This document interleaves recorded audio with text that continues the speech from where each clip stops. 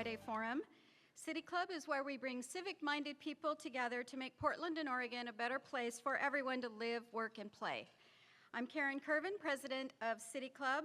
I would like to welcome members and guests alike, those of you who join us today at Sentinel Hotel, and those of you listening on OPB Radio or watching on Portland Community Media. The generous support of City Club's corporate and media partners ensures that we put on the best civic programs in the state week after week. I'd like to thank our media partner, Oregon Business Magazine. Our current Friday Forum sponsors are Bank of the Cascades, Family Care Health Plans, Legacy Health, Russell Fellow Properties, The Standard, and Stoll Reeves. We are grateful for your support and commitment to City Club's mission. Please join me in a warm round of applause for all of them.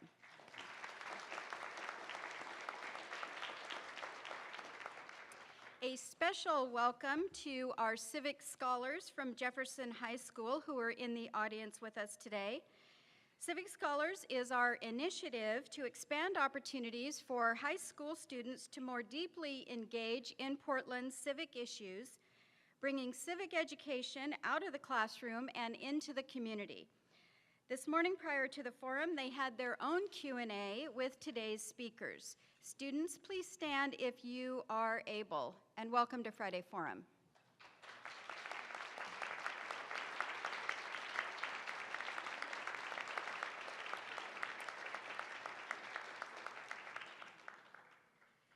At next week's program, Can Portland Police Really Change? Portland's new Chief of Police, Larry O'Day, will join us, and we will hear from Salome Chimuku, Policy Director at CIO, Joe McFerrin, Executive Director of POIC, and Joanne Hardesty, President of Portland's NAACP chapter. You can learn more about City Club events, purchase tickets, and become a member on our website, PDXCITYCLUB.org. As always, we will be live tweeting today's program. You can follow along and join the conversation using the hashtag PDXCityClub. After our program today, I will facilitate a question and answer session with HILDY GOTTLIEB. Members, please come to the microphone to ask your questions. For all of our audience members, please locate the index cards on the center of your tables and write your questions on them during the forum. Hold your cards up high and City Club staff will collect them prior to the start of Q&A. And now for our program. HILDY GOTTLIEB is able to join us today because of the partnership between City Club and Willamette Valley Development Officers. The 2015 Regional Conference, WVDO Regional Conference, is the power of enoughness. I'd like to bring up a partner of WVDO's who helped make all this possible, Mark Stevenson. Mark is president and CEO of Capital Pacific Bank, a Portland business bank with expertise in serving the nonprofit community. As of early March, the bank will become part of Pacific Continental Bank, where Mark will lead the combined bank's nonprofit niche and serve as Chief Sustainability Officer. Please join me in welcoming Mark to the stage.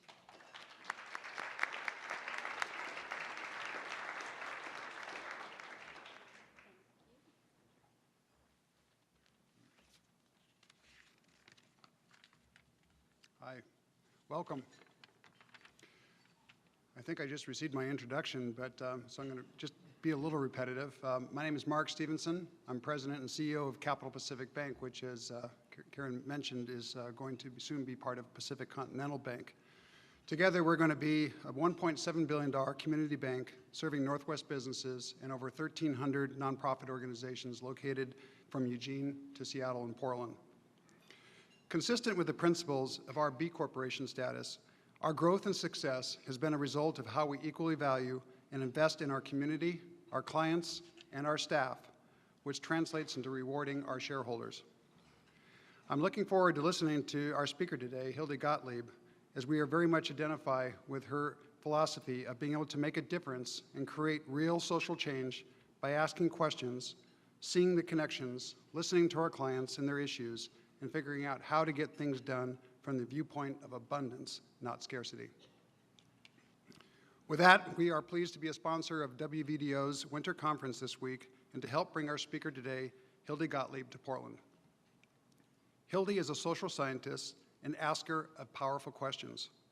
She is the co-founder of Creating the Future, a living laboratory for accomplishing social change. Her work is about bringing out the best in individuals, organizations, and our world through the questions we ask in our day-to-day lives. Hildy is also a published author, a TEDx speaker, a contributor to the Huffington Post, and the creator and host of the Making Change podcast in partnership with the Chronicle of Philanthropy. She has spent time in all three sectors: government, business, and the community benefit nonprofit sector. She also co-founded the world's first diaper bank, which sparked a diaper banking movement across the company and earned a Points of Light citation from President Clinton. Her topic for today's Friday Forum is Change the Questions, Change the World. How can the questions we ask in our day-to-day work significantly enhance the quality of life in our communities? She'll share what she and her team at Creating the Future have learned in over 15 years of research and experimentation into the factors that create social change. So please welcome Hildy Gottlieb.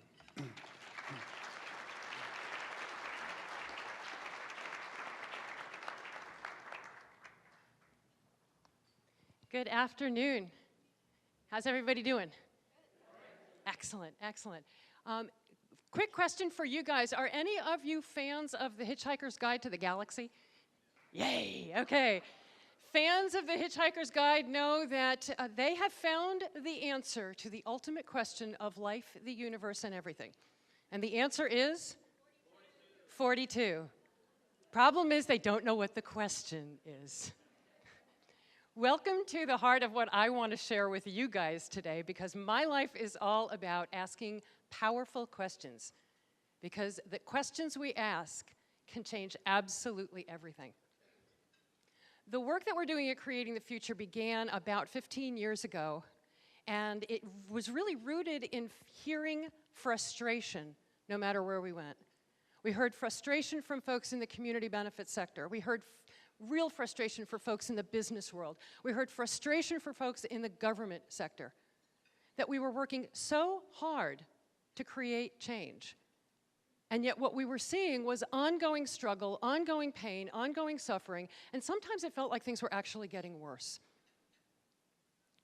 So in response to that, Creating the Future is, now 15 years later, a living laboratory really focused on that question of, we all sense what is possible.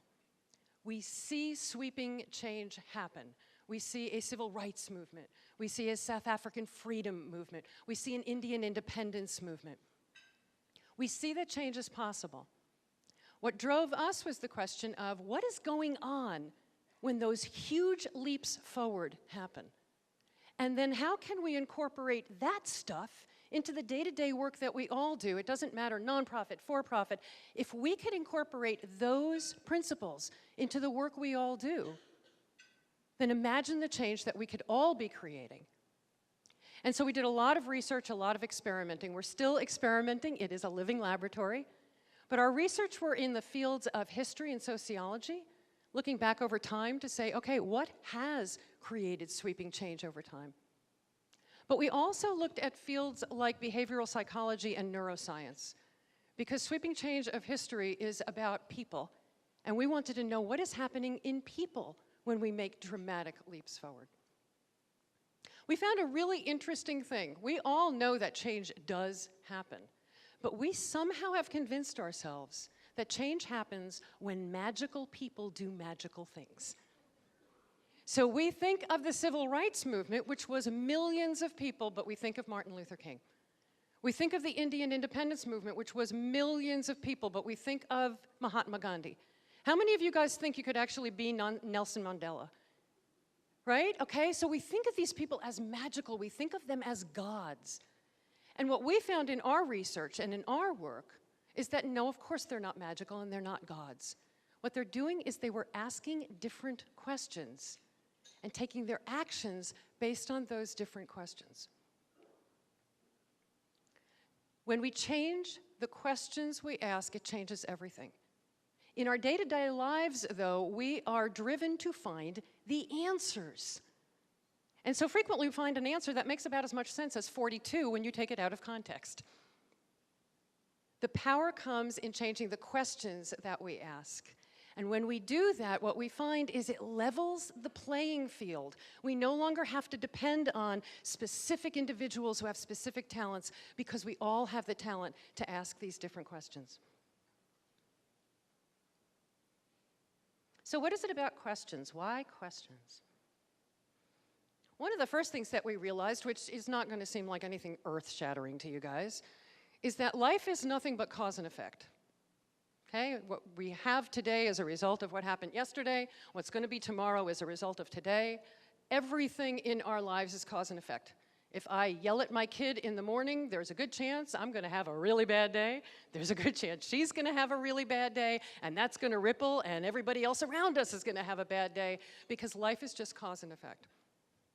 So the results that we get in our work are a result of our actions. Pretty much, duh, okay. But the results that our actions come from our assumptions. Our assumptions and our beliefs are the things that create our actions. So the result that we get, the cause and effect, the result that we get is actually a direct result through those actions of the assumptions and beliefs that we carry with us. Our assumptions are nothing more than the stories we tell ourselves that we believe as truth. So if I believe that the world is flat or the world is round, those are stories I'm telling myself. Dark-skinned people are better than light-skinned people. Light-skinned people are better than dark-skinned people. It's stupid to measure people by the color of their skin. Those are stories that we are telling ourselves. Each of those is a story that will guide our actions, that will guide our results. What's interesting about those stories, though, is that they're actually the answers to questions we don't even realize we're asking. So the question about the world being flat or being round is, what's out there? Will I die if I go out that far? Because I can't see. The question about color of skin is about, should I trust that person? Are they like me? Am I better than them? We are asking questions we don't even realize we're asking. We're answering them, and those become the stories that we base all of our actions on. So then what are the questions that actually bring out the best in us?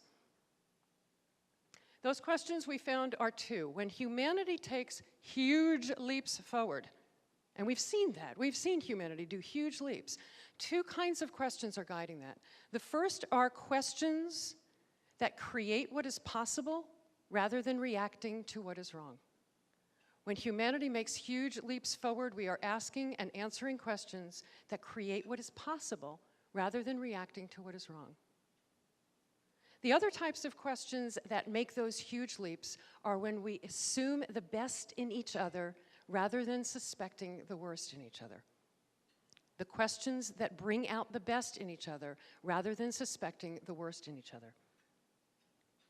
And so today I'm going to share with you 3 questions that you can take back to your day-to-day work, whether you are the CEO of a major corporation, the CEO of your family, the CEO of your dog. Bring these questions back, because what we find is that if we change the questions that we ask, that changes absolutely everything. I'm going to start with the questions about end results.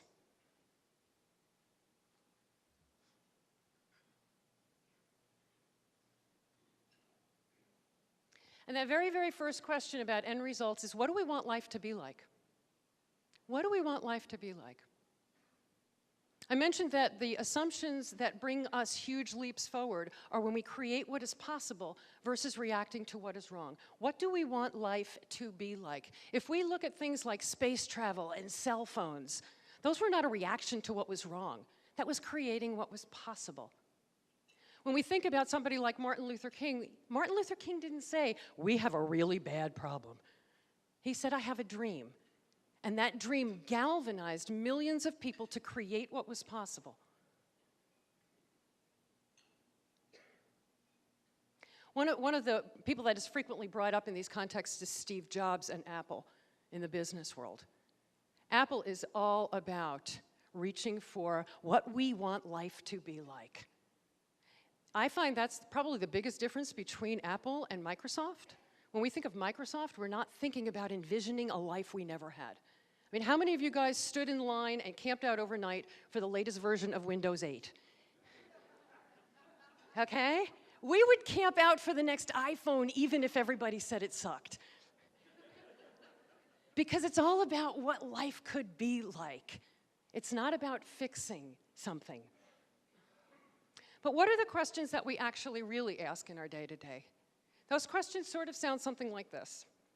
What are our customers' needs, and how will we supply those needs? What is the pain our product solves? That marketing question. We're looking for the pain point. What are the issues facing our community, and how will we address them? What are the root causes of the problems in our community, and how will we finally stop them? What is the data telling us, and what can we do to improve? These are all questions that are reacting to what the current circumstance is. So when we think about reacting, we go, well, you know, the work that I'm doing isn't really reactive. We're doing prevention work, and we sort of honor doing prevention work. Prevention work is actually reacting to what's wrong today by preventing it so it will hopefully never happen again. We get excited about being proactive, but proactive is actually just getting ahead of the problem. We're very proud of our work when it's data-driven. Well, data is always about the past, because I don't have much data about the future. Data is always about the past, so all we can do is react to that data. But we don't call it reacting, we call it being responsive. We're responsive to our customers' needs. But responsive is just another nice word for reacting. So what we're actually doing in our day-to-day lives most of the time is reacting rather than creating. Here's why that's powerful. I mentioned that we did a lot of study into neuroscience. What happens when we are in reactive mode, none of us are particularly nice.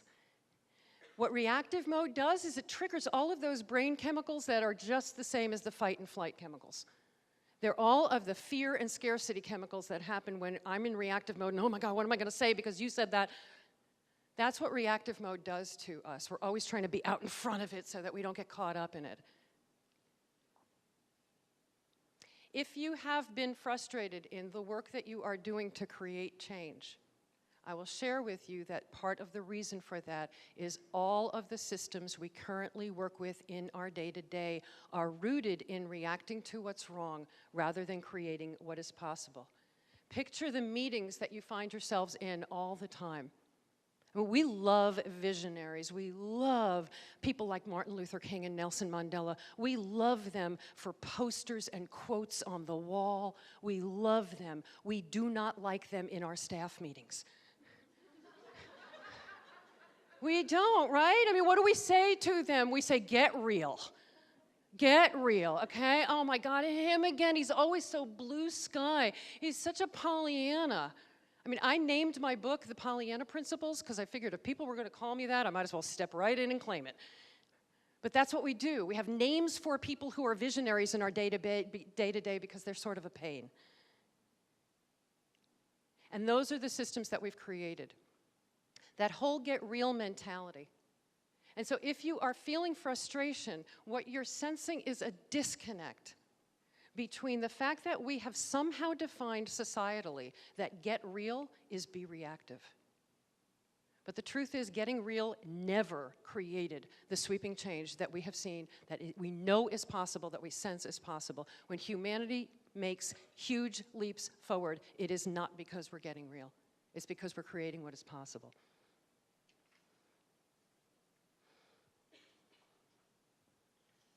Find my good questions now. So what do those good questions look like then? So if we're talking about our customers, this is obviously the Apple question. What do we want our customers' lives to be like? And what would it take to create that?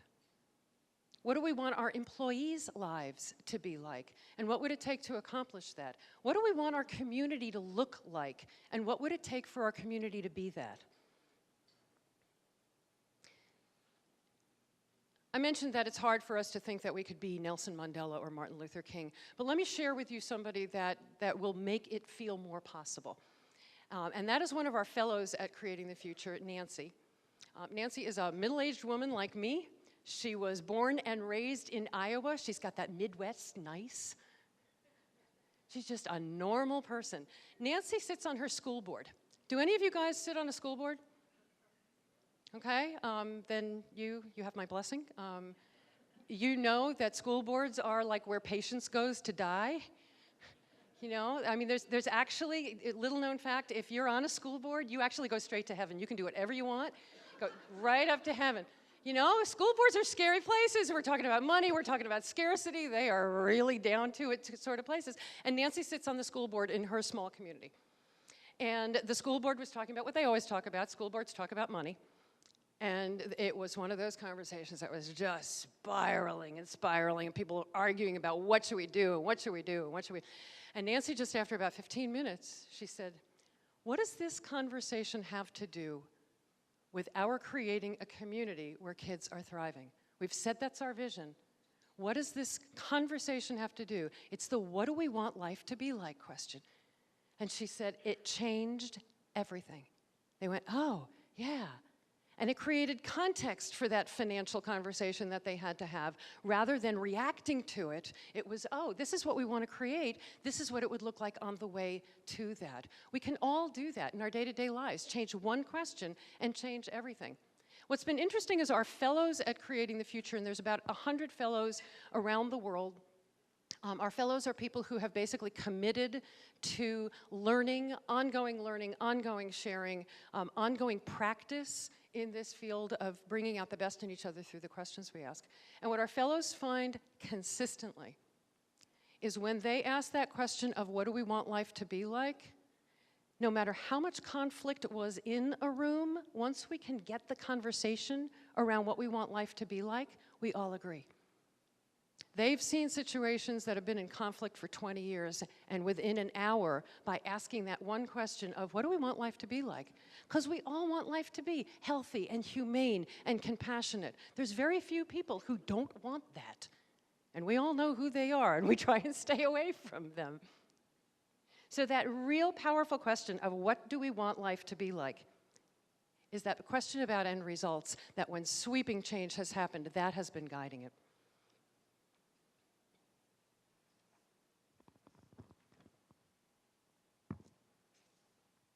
So now let's talk about the means to the ends.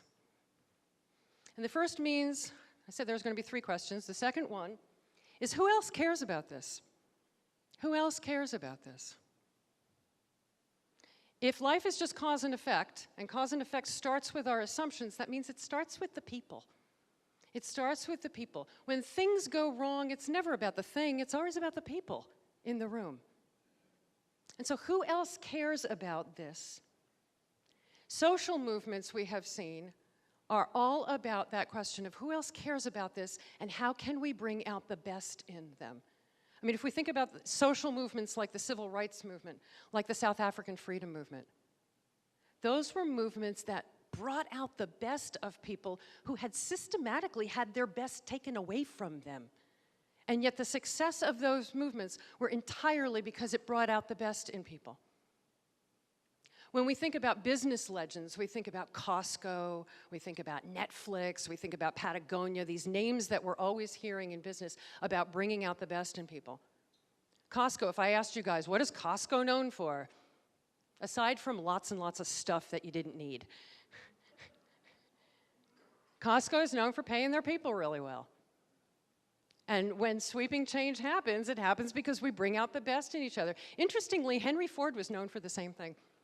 100 years ago, Henry Ford, they had massive problems with turnover in the auto industry, and Henry Ford did the unthinkable. He doubled the day rate. Now, he doubled it from $2.50 a day to $5 a day, but he doubled the day rate that they paid. Just like Costco found that if you bring out the best in people, you get more out of them. Netflix is known for giving unlimited vacation time. Take as much vacation time as you want. Patagonia, you not only make your own work hours, but that means determining how many of those hours you work. It's about bringing out the best in each other rather than suspecting the worst in each other. When I talk to people about this, it's really interesting. People will frequently tell me, you know, we're pretty good to our employees. we're really good. We have a pretty good customer policy. We like to think that we're really good people. So I'll ask you guys, do you pay your staff above the going rate? Do you give them unlimited vacation time? Do you let them set their hours? Your salaried staff determine if they worked 2 hours a week and got everything done, would that be okay? Are we bringing out the best in people, or are we suspecting the worst in them and creating lots of rules and lots of policies to make sure they do or don't do what we suspect they might do? That's more the norm.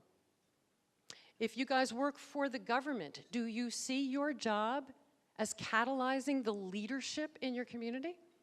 Or do you see your job as making rules and enforcing them and making sure that people don't cheat? One of the favorite places that I like to fantasize about bringing out the best in people is the prison system. And this is particularly important in this country because this country imprisons more human beings than any other country in the world. And that's not per capita. We have more people behind bars than any other country in the world.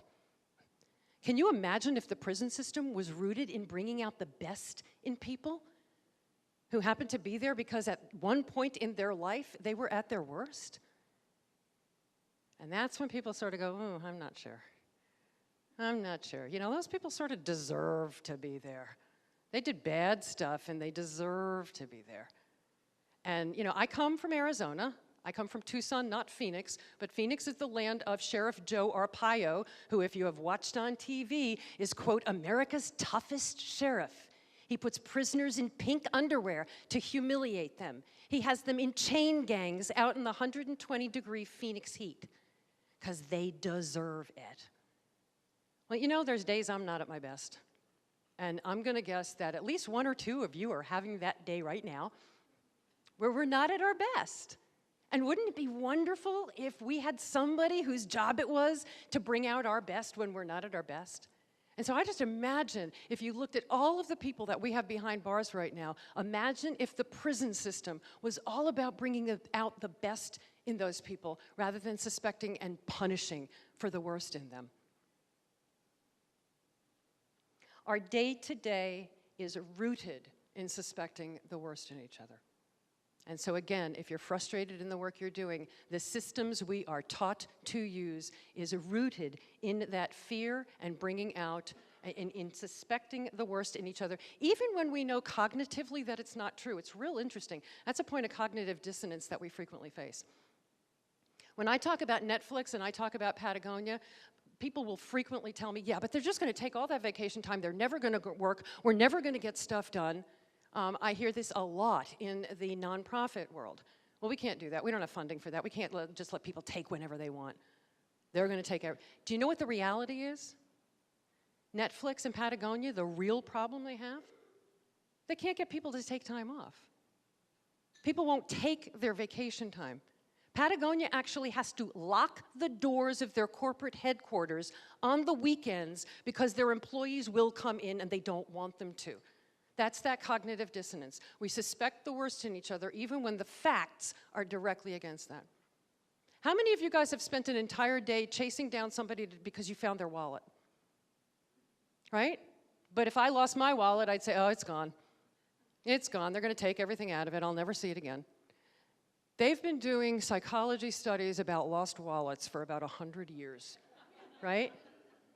And it proves exactly that if you lose a wallet, it will almost always, invariably, huge percentage, be returned with every dollar intact. And yet, you know, I'm the good person. I'd return it, but probably not you. And that's what we suspect. We have built all of our systems around suspecting the worst in each other. So who else cares about this is a question we can ask. What can we accomplish together that we can't accomplish on our own? What can we do to bring out the best in each other? Let me share a story with you from the business world, because if we're going to suspect the worst in each other, of course we're going to suspect in the business world, because if I share my idea with you, you're going to take it. And that's what we believe. Again, it's one of those stories we tell ourselves. If I share with you in the business world, that's why we're competition. I can't tell my competition what I'm doing. And this is the story of Amy's Kitchen. Any of you guys familiar with Amy's Kitchen, Amy's Foods? Fabulous vegetarian foods, frozen, and I wish Amy's would pay me in soup. I mean, they're wonderful, wonderful. Story of Amy's is the same story of every tiny little startup that ever started. Their baby was little. They wanted to feed her good frozen foods. That's, by the way, who Amy is. Wanted to feed Amy good foods. They didn't find any out there. They said, you know what, we're good cooks. I mean, this is where any small business comes from. They didn't know anything about production. They didn't know anything about how you freeze the stuff. They didn't know how you get it from one coast to the other. And so they picked up the phone and did the unthinkable. They called Swanson's Foods. Swanson's, the big behemoth, you know, I grew up on their TV dinners. They called Swanson's Foods. And they said, you know, can you tell us how you do this? And Swanson said, sure, come on down. And their engineers took them through their factories and they showed them, here's the machinery we use, here's the equipment we use, here's the process we use. Call us if you've got any questions. Neither company went out of business. Both of them are still thriving. What can we accomplish together? Who else cares about this? We don't have to suspect the worst in each other. We can bring out the best in each other. We can do this in our meetings. You can do this day to day right now. We don't have to have those horrible staff meetings. We can start meetings by getting to know each other because, again, it's always about the people. It's never about the thing. Things fall apart. It's always about the people. And it's always because we don't have a chance to get to know each other. One of our fellows worked with a hospital CEO who started every staff meeting with the question, what evidence have you seen this week of our values in action? What evidence have you seen this week of our values in action? And everyone got to share what they had experienced that excited them that week. How can we get to know each other? How can we bring out the best in each other? At Creating the Future, one of the things you'll find, and some of you may know this, but all of our meetings are streamed live online. We have open board meetings, strategy meetings, our resource development meetings. We're in the middle of web strategy right now. All of our strategy meetings and all of our board meetings you can watch online. And we ask for people to participate via Twitter. You don't have to know us. I mean, we've had great people that we never heard of that were interested in the topic and came into the room. Why? Because we want to know who else cares about this. But one of the things that you'll find in our board meetings and in our strategy meetings, we start every meeting by asking, what has happened to you in the last week or since we saw you that's been awesome? What's been awesome in your life? And we hear about grandkids, and we hear about the board member who's got a beaver pond in her backyard, and she can't stop watching the beavers. And you hear great stuff about people that has nothing to do. But what do we do in meetings? We want to get right down to business because we've got to get out of there. What we've done is we have traded effectiveness for efficiency. Efficiency is all about time, is all about scarcity. We've only got so much time. Let's get out of here. But the fact is that it is effective to get to know each other. And when things are going to bite us in the butt, it's going to be because we don't know each other. And because we don't know each other, we can't trust each other. And that's what happens when we suspect the worst in each other. The bottom line of the question, the assumption behind the question, who else cares about this, is people really care. And if we can tap into that, we tap into that with that question.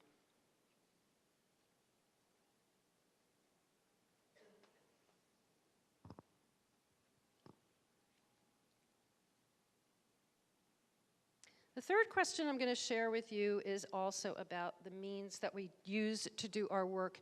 And that question is, what resources do we have together that none of us has on our own? What resources do we have together that we don't have on our own?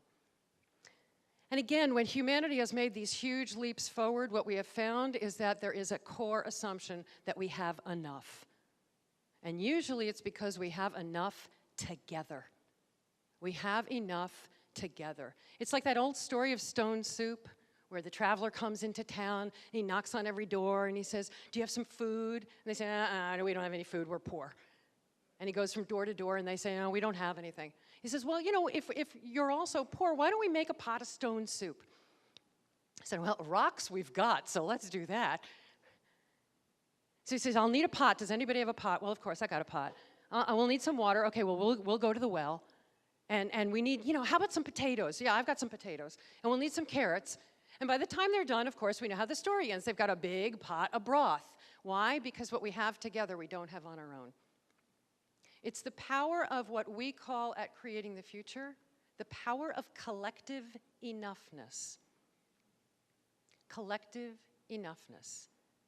And that is simply the fact that together we have everything we need. It's only on our own that we experience scarcity. Together we have everything we need. It's only on our own that we experience scarcity.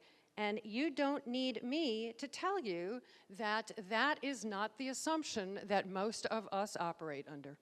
Most of the systems, most of whether it's government, business, nonprofit, we are taught you gotta make it on your own, you gotta sustain on your own, and especially in America where we are fiercely independent, we gotta do it on our own.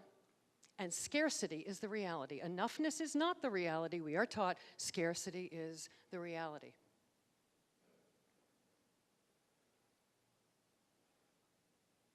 The opposite of worrying that somebody's going to steal my stuff is if we share our stuff.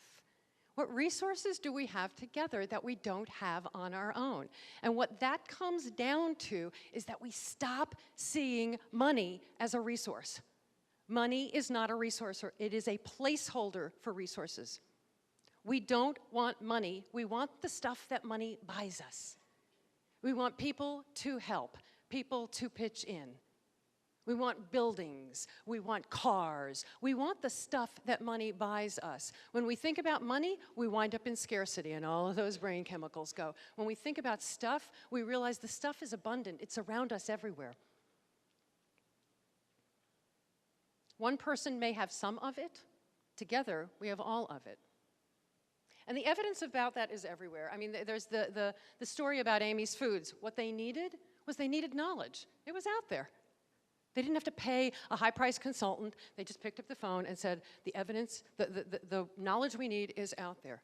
We see this in industry coalitions all the time. We share our stuff. We collectively buy health insurance. We collectively buy group buying and supplies. Chambers of commerce. We see this in the sharing economy. I mean, if you guys didn't have the light rail, I would have taken Uber or Lyft from the airport. I love Airbnb. We share what we've got because together we've got plenty. Together, we've got plenty. It's always been interesting to me that we have that philosophy when it comes to small business incubators. Can you imagine how cool it would be if we had big business incubators? I mean, we share all of this stuff. We come up with this abundance of stuff that we can all share because you're small and you're new. And then you're supposed to outgrow that and be a big boy and be on your own. Imagine the power if we had that collective sense, if we were large and powerful instead of small and struggling. We have enough if we share it. Mark mentioned that my partner and I founded the first diaper bank in the country, and we think probably in the world. And one of the things that we found is, again, we built it on a base of sharing resources. We asked in the community, who's got the stuff we need? We found that one of the agencies that were giving out the diapers, huge agency, and they had a volunteer manager and a volunteer management staff, and they told us, it is ridiculous for you to be scrounging for volunteers. You help us out with the diapers all the time. Call our volunteer manager when you need volunteers. Well, what do we normally hear? No, if I share my volunteers, you'll steal them, right? No, just share them, we've got them. We got access to them, they love us. One of the other things that we found was that we needed people to transport diapers from schools who were collecting diapers to the warehouse, and that there were people running trucks around town all day long. Plumbing company was my personal favorite because the plumbing and the diapers thing was sort of interesting, but we had a plumbing company, we had a courier service. There are folks running around all the time. What do we have together that we don't have on our own? What we find is that, and again, this is the brain chemistry thing, when we feel we have enough, we can trust each other. We can't trust each other when we're in scarcity and being forced to compete with each other for scarce resources. when we feel we have enough, we can trust each other. We can begin to feel comfortable asking that question of who else cares about this? We can begin asking that question and feel comfortable that not only can we ask, what do we want life to be like, but we can actually work together to achieve that.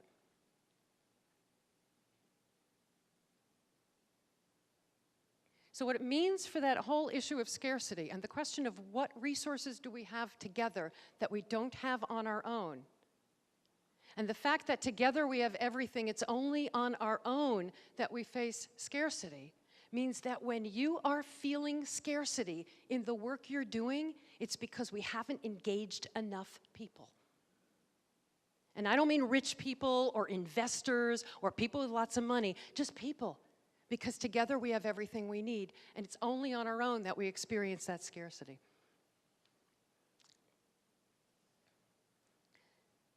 Three simple, powerful questions. What do we want life to be like? Who else cares about this? And what resources do we have together that none of us have on our own? They create a cause and effect of assumptions that create different actions, that create different results. And what I wanted to know as we started to think about this is, okay, if this is where, if everything is cause and effect, where did those assumptions come from? Because if we've just laid out that these are pretty ineffective assumptions, that they're not serving our needs at all, where do they come from and why are we doing this? And so I figured, okay, I get my assumptions from my parents, where most of us got our assumptions from, and they got their assumptions from their parents, and they got their assumptions from their parents, and from their parents, and holy moly, you go back far enough. These assumptions come from a place 50 to 100,000 years ago when humans were brand new on this planet, when life was hard and scarce, and the best we could do was to react well to what was in front of us, because life was scary and we didn't understand anything. We were brand new babes. If I left my stuff out, you would steal it, because that was what life was like. And because we humans are storytelling machines, that's how we survive. We don't have big fangs, we're not stronger, we're not faster. But our survival is for me to tell my child, honey, this is how you survive. We handed this down from mother to daughter, from father to son, until all of us in this room have heard these stories, that life is hard, the best you can do is have the means to survive, things are scarce, we can't trust each other. This is a story that is somewhere between 50 and 100,000 years old. It served us really, really well back then, and it simply no longer serves us. It's time that we honor that story for what it did for us, because it got us here, and release it.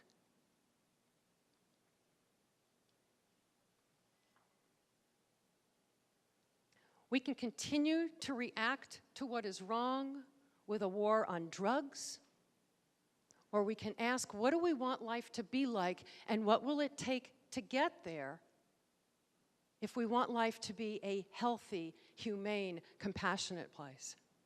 We can ask ourselves the reactive question and come up with a war on poverty, or we can say, what do we want our community to be like, and what would it take for us to be a place that is fair and equitable and thriving for everybody?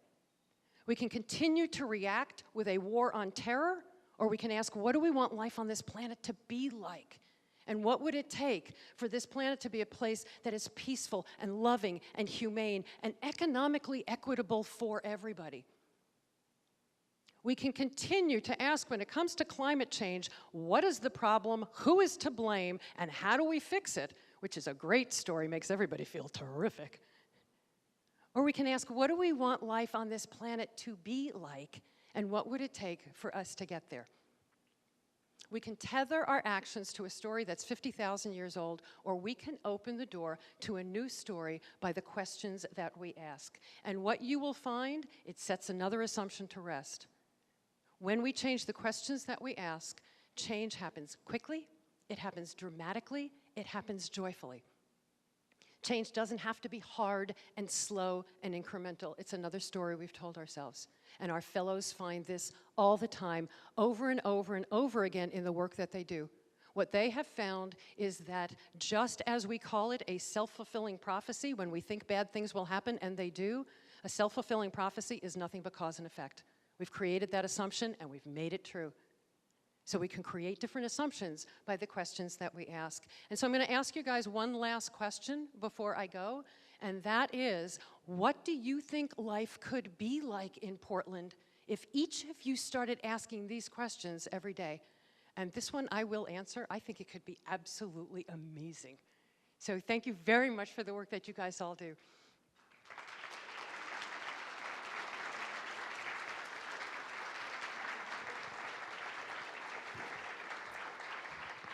Thank you, Hildy. That was a remarkable, oh, you need your water. A remarkable discussion and one that I really enjoyed. And I want to think more myself about together we have everything we need. That's great. So we've come to the portion of our program where we invite members to come to the microphone to ask their questions. And if anyone in the audience has a question on an index card, please hold it up now, and a City Club staff member will come and collect it from you. Asking questions at Friday Forum microphone is a benefit of City Club membership, and membership is open to everyone. Before asking your question, please identify yourself as a City Club member. Please only ask one question, and if I flash this sign, it means please wrap up your question. Hello, I have a question from Malia Thomas, a senior at Jefferson High School who's here as part of the Civic Scholars Program. Her question is, how do we bring out the best in high school students to prepare them for the real world? Oh, God, that's beautiful. Because high school, you know, if we're talking about a place that's just nothing but rules and suspecting the worst in each other, yeah, high school. Junior high is actually worse. High school's just as bad, yeah. Well, the first thing that we can do is start demanding that, is start asking each other that. Change the questions that you're asking in the classroom. Reframe the questions your teachers are asking. One of the things that we've found is frequently we just habitually ask questions in the negative. What is the problem and how do we fix it? Or this is wrong. And we frequently have discussions in our classes, especially civics classes. This is what's wrong, how do we combat it? We can reframe that question and ask, okay, well, what would good look like? Okay, I get what's wrong. We've discussed that. Here's what's wrong. What would it look like if it were good? And start to have that discussion. And what you'll find is that the energy in the room goes up. Because the energy, when we talk about what's wrong, the energy just sucks, and we battle each other. And but you have that power. The interesting thing about questions, we call it leading from the middle at Creating the Future. Because what it is we all sense that we don't have power, that there's somebody above us that makes the rules. Our teachers make the rules. Our bosses make the rules. We all have the power to ask a question. And that is where your leadership power comes from, especially as students, because we want to encourage you to ask questions. So change the questions that you're asking in your day-to-day. Encourage your teachers to change the questions that they're asking. I hope that helped. Greg McPherson, City Club member. In your remarks, you commented favorably about the tremendous success of the Apple company, and you also stated that sharing of information adds to our collective prosperity. And yet, Apple and other tech companies are famously guarded and secret about what they're working on. Do you think that Apple would be an even more successful company if it was sharing its current R&D projects? Oh, if I had that crystal ball, man, I wouldn't tell you. I'd be investing in the stock market. No, I mean, what happens is we again see a Steve Jobs. Apple is not a thing. Apple is how many thousands of people sharing information on a day-to-day basis? I don't know if they'd be more successful or less successful if they open their doors, but I do know that industry people talk to each other, and tech people talk to each other. And they talk in tech clusters, they talk all the time. So we are all standing on the shoulders of giants. Apple didn't invent anything that they didn't also build on what came before them. So I don't know if they'd be more or less successful and if their stock prices would go up if they did. But I do know that, A, there is no monolith that is Apple. It is thousands of people contributing their brilliance, their ideas, and that we do stand on the shoulders of giants. We're building on people, on what we hear from others.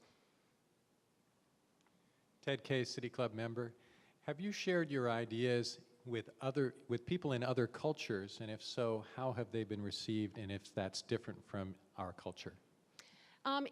A little bit. We are a brand new. You get me to shill for my organization, so thank you. We're a brand new organization. We're 4 years old as an organization. We are 2 years old as getting our tax status. So we are at the point now where we've put all the foundational pieces in place and are actually looking at the question of how do we scale this mission and ask that very big question. The first thing we're asking is who else cares about this? And over the next 2 years, looking to work with people around the world who also see what's possible and looking at very specifically the question that you're asking, Ted, which is coming from different cultures, what does it look like? How do we infuse a sense of what's possible? Because possible stuff happens everywhere. Humanity has, I mean, if you think about the time between that 50 to 100,000 years ago and now, we have made huge strides. Sometimes it doesn't feel like it, but we have been on a steady march towards progress since that day we first became humans. It's like there's something in our DNA. For every time we backslide, we move forward too. So for every inquisition, there's a renaissance. So that's a big part of our work over the next couple of years, is actually to engage with people in different sectors, in different cultures, to say, okay, if we want to see systems change, how do we infuse that sense of what has happened in all cultures and just make it the norm? There's a lot of what we've been through as a country in the last few years. It's been really hard on people individually, not just organizations, and your message has been pretty much addressed to how we can be more effective in groups or organizations. Do you have a version of that message that works one-on-one or for particular individuals who feel kind of stuck, or do you have some tools that have worked for you on bad days that get you back to creating the future's message during the day when you're having trouble getting started? When I'm alone, life sucks. When I'm together with other people who make it better. It is just amazing the power we have together. The power we have together. And it is asking that question, what do I want life to be like? We can wallow for just so long, so for me personally. But we also know that people who have individually survived horrific circumstances see what's possible outside those circumstances. They're striving towards what's possible. So these questions, I meant it when I said these questions help regardless if you're CEO of a company or CEO of your family. Because these are questions that will just guide, they bring out the best in each of us. And that's the best that I can do, is that we are stronger together than we are alone. And we are stronger even, and that's why I separated means from ends. We are stronger even when we first ask that question, what do I want life to be like? Do I want to be alone and scarce, or do I want to be together with other people where we've got more? So, yeah. Hi. My name is Sharon Joy. I am a City Club member. I have found that the kick in the rear helps too. In other words, we have a choice when the times get tough to go forward or backward, and sometimes that kick in the rear makes you go forward because you can't go backward. So my question is, I feel alone a lot and I don't know who to ask. So my thing is to stay out of nursing homes, for example. I am also very interested in the prison system. I don't know who to ask. Is there anybody else out there that doesn't like nursing homes? Is there anybody out here who does like nursing homes? Yeah. Well, and one of the things that we find, again, because our society really focuses on individuals, we don't create spaces for us to be together. It's not an uncommon question. I'm feeling alone and I don't know where to go and I don't know who to ask. And organizations that are there to bring people together frequently say, well, we've been here and we're doing outreach, how come they don't? Because we've segregated people and we make them feel alone. Where I always suggest people start is with who they know. Because we all know somebody and we just start asking the question. Who do we know, who do I know that is working, that either also doesn't want to be in a nursing home, or is working with nursing homes, or is doing the kind of, I have this thing, it's making me crazy. Who do you know? And we start looking, we talk about ripples in the pond. Just who are those first ripples? Who are the people we know? And who do they know? And who do they know? And it really is just a matter of, we're all taught, again, you know, I'm just me. I don't know powerful people. I don't know wealthy people. I can't do anything. And the reality is we already know everybody we need to know. Just start just talking with the people that we already know and asking the question, is there anybody else who cares about this? Who else cares about this?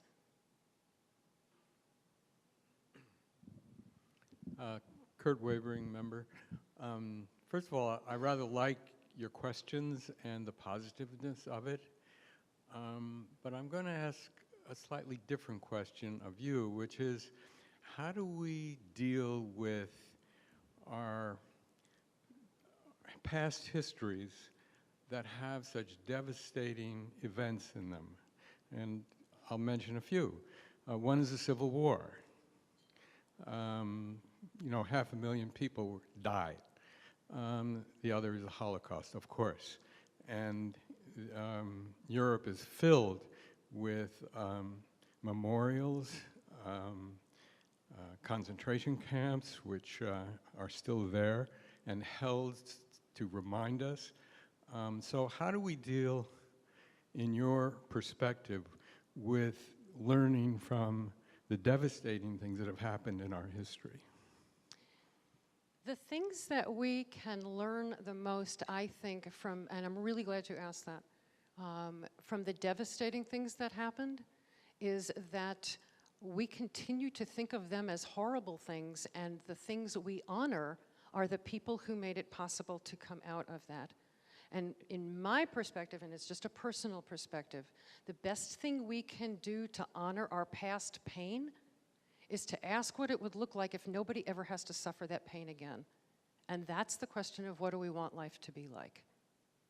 It doesn't mean we forget what happened to us, because we can't forget.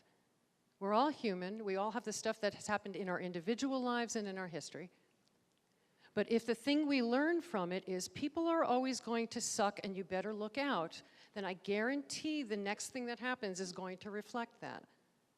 And so if what we learn from it is that we can do better and historically have, and that every time we go through something bad, something good comes out of it eventually. We have a European Union now where we used to have warring nation states. We also have a Germany that is being encouraged right now to take a larger role as the peacekeeper.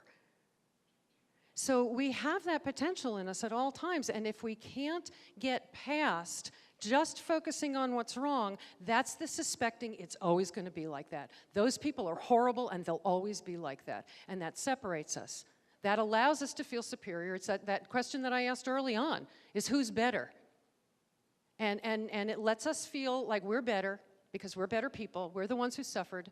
And if the next thing out of that is, yes, we suffered, and we can do better, and we can be better, then that's what reaches for what's possible. We honor it, and we release it, and we move into what's possible. Otherwise, we just get stuck in that horrible place. We have run out of broadcast time, and we'll have to stop for the day. But as we close, please join me in offering our sincere thanks to Hildy Gottlieb, as well as Mark Stevenson and the Willamette Valley Development Officers. Thank you.